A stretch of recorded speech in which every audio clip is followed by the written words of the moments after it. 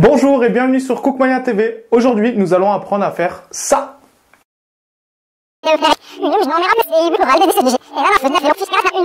Cette recette faisait partie du menu interactif pour les fêtes de fin d'année et j'ai décidé de la republier séparément du menu car elle peut être très bien utilisée pour votre quotidien, pas seulement pour les fêtes. Et si vous l'avez déjà vue, regardez-la encore juste pour le plaisir des yeux. Comme pour toutes les vidéos, vous trouverez la liste des ingrédients ainsi que la recette écrite sur le blog. Pour cela, il suffit de cliquer sous le lien bleu sous la vidéo. Première étape, on va couper le potimarron.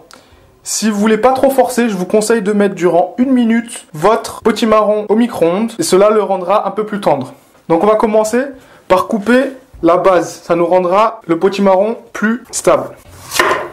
Moi personnellement, je vais garder la peau, je trouve que ça donne plus de goût. Par contre, je vais enlever toutes les petites imperfections. Ça, oui, je vais le faire. Je vais maintenant donc couper. On enlève donc les pépins. Vous pouvez y aller à la main. Moi, je vous conseille de garder les graines. Vous pourrez ensuite les faire griller. Donc, ne les jetez pas. On enlève ensuite le chapeau. Je les coupe donc en cubes. Ainsi, ça cuira beaucoup plus vite. Si vous voulez enlever la peau, moi, je vous conseille d'utiliser un économe. Regardez, ça part vraiment très facilement. Comme des carottes. On met ensuite les morceaux dans le saladier. Dans une grande casserole, on va ajouter du beurre et d'huile d'olive. Donc pour l'ail, un conseil de grand-mère, c'est de taper comme ceci ou sinon d'aplatir. Et là, vous pourrez enlever facilement la peau. Si vous le faites pas trop finement, c'est pas grave de toute façon, vu qu'après on va mixer. Une fois qu'on a coupé l'ail et l'échalote, on va l'ajouter dans la casserole.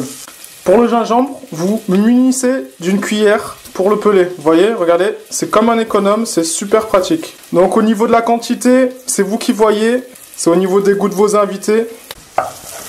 Et on remue de temps en temps. On va couper donc le gingembre, comme ceci. Et on va le couper en petits morceaux pareil. Et on va l'ajouter également dans la casserole. Après 5 minutes de cuisson, versez le potimarron dans la casserole. Vous remuez de temps en temps et vous mettez le couvercle pour que ça compote plus vite. Donc vous voyez, après 5 minutes, on voit que le potimarron a bien compoté.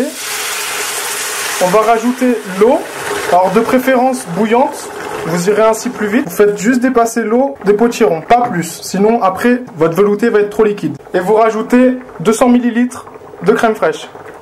À partir de l'ébullition, comptez entre 10 minutes et un quart d'heure.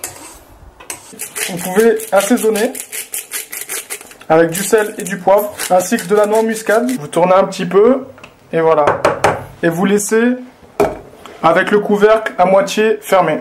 Pendant que le velouté est en train de finir, vous pouvez bien sûr commencer soit dans une poêle, soit dans un grille-pain, faire griller le pain de mie. Vous pouvez également faire griller durant quelques minutes, dans une poêle, sans matière grasse, les graines de courge. Donc si normalement vous avez mis de l'eau bouillante, vous allez gagner beaucoup de temps. Pour mixer, le mieux étant quand même un batteur plongeant. Comme ça, on peut aller directement dans la casserole, sans transvaser notre préparation. Sinon, vous pouvez très bien le faire avec un mixeur classique. Et on y va progressivement. On va pas trop fort.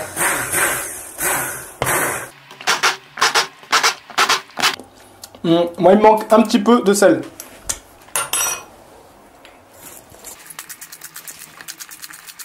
On a à présent tout. J'ai coupé les mie de pain en croûtons, vous voyez, tout joli. Et on va faire la présentation. Si vous la préférez un petit peu plus liquide, vous rajoutez juste de l'eau chaude. Avec un sopalin, vous allez venir essuyer les petites gouttes. Si vous le souhaitez, vous pouvez également ajouter un petit peu de crème. Vous ajoutez quelques croûtons et quelques graines. Vous pouvez également mettre un petit peu de persil, coupé très finement. Vous savez maintenant préparer cette bonne recette. A tout de suite dans une nouvelle vidéo gourmande.